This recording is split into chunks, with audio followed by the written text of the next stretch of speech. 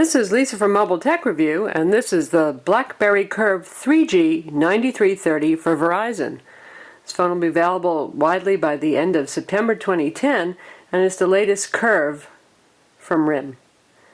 You can see the back here has textured coating on it, rubberized, typical of the Curve family. Also here we have the rubbery side cover. There's a USB port, 3.5mm stereo jack. Up here we have the multimedia control buttons for play, pause, fast forward. Here we have the volume controls, convenience key, and so on. This Curve is not really a giant leap ahead compared to the previous Curve on Verizon or a previous Curve on other carriers, in fact. But it will be upgradable to RIM's BlackBerry OS 6, and that's the most important feature about the phone. I'm a little curious as to why RIM didn't wait with the Curve 3G series until OS 6 was ready so they could release it with that and maybe have a little more product excitement. But that said, it's a very solidly built BlackBerry Curve. Of course, this is the lower end model. If you're into higher end Blackberries, you're going to want something like the Bold. But nonetheless, this is one of the best looking Curves I've seen in a while. It doesn't look so plasticky and cheap as some of the Curves we've seen. The chrome surround really helps give it a nice look here, and that textured back that we saw. It has the usual nice curved keyboard. It's one of the best QWERTY keyboards on the market, as always. And it has a QVGA display, which isn't going to excite anybody here in 2010, but it does make for very readable text and graphics that are not micro small, so in that respect it's not bad. Since it says OS 5, there's not a whole lot new to show you here. We have the usual BlackBerry web browser. Unfortunately, it's not the great new web browser we've seen on the Torch with OS 6, but that, of course, will be coming for this phone. We have VZ Navigator, VCast Video, RIM's pretty nice multimedia player for music and videos, voice command, VCast Music, and so on. We'll take a look at VCast Videos. The phone has 512 megs of RAM and 512 megs of flash storage, as well as a 624 MHz CPU, so it's a reasonably powerful phone. And it should do a good job of streaming media here over Verizon's EVDO network. The phone also has Wi-Fi 802.11bg. It doesn't have N, unlike the Curve 3G 9300 for GSM carriers.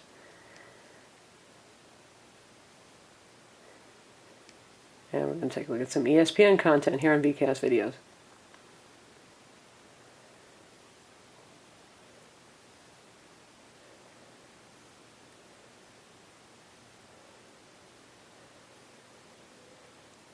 Get started. What's the news you're hearing today from the schools? Well, Chris, we just finished a meeting with Auburn head coach Gene Chiswick, and it was revealed It's playing very smoothly, great frame rates, nice color, and it's a sharp display. Did not do much in practice yesterday. It may be a low resolution display relative to other smartphones on the market these days, but it is sharp, bright, and clear. Next, we'll take a look at the web browser. And here we are on our web page, which is not too bad a representation of what our web page looks like at all, actually. And we'll check out load times and visit a review of the Sony Reader that we just published. Again, this is over Verizon's EVDO 3G network. The phone has moderately good reception. It's not as amazingly good as the GSM Blackberries, but it's pretty decent. Data download speeds seem about average to a little bit less than average for Verizon's network. Given the slowness of the browser, it can be a little hard to tell, but we did notice when we were downloading applications that it wasn't exactly rockin' fast. Alright, the review page is loaded almost completely. And we'll zoom in on that. That looks pretty good. So that's the web browser on the Curve 3G for Verizon.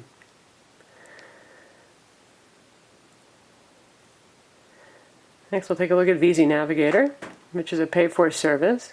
We've already loaded up the application, as you can see here, so you've got the map view inside of VZ Navigator. Not exactly beautiful and sexy, but it does get the job done. And here you can see the interface. This is powered with Bing search, and while Bing might not be a replacement for Google for web page search, it does have excellent location services. So we don't mind seeing Bing in VZ Navigator. You have your option to navigate here. You can find POIs. And we'll look for airport.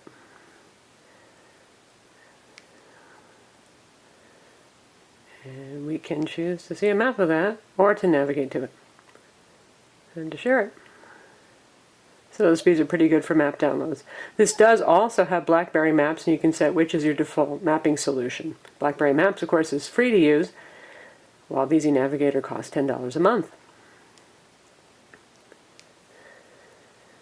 The phone has Nuance voice command, visual voicemail, and a bunch of Verizon services, City ID, VCast Music, VCast Song ID, and it has BlackBerry App World. Take a quick look at VCast Music here. As always, you got to set permissions. The wonderful world of BlackBerry. And here we go.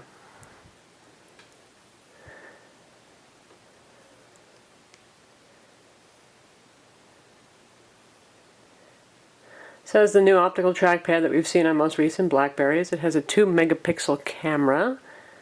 Nothing too exciting there, but the phone is incredibly affordable too. It's $30 with a 2-year contract after a $100 rebate. And that certainly is a great price for a capable messaging smartphone, because RIM and BlackBerry still do have fantastic messaging services and email. And here we are in VCast Music.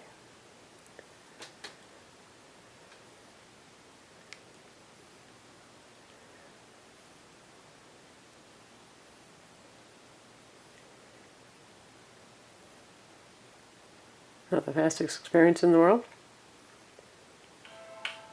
There we go. Now we're previewing a song. Speaker fires right up front here. It's fairly clear.